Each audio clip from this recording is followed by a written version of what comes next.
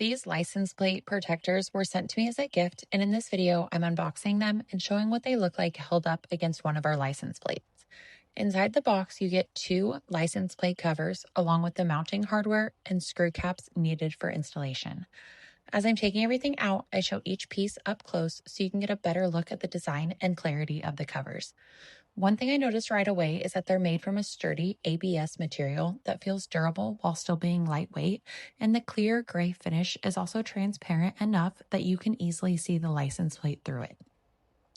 Since license plate covers are not legal where I live in Oregon, I wasn't able to install them on my vehicle.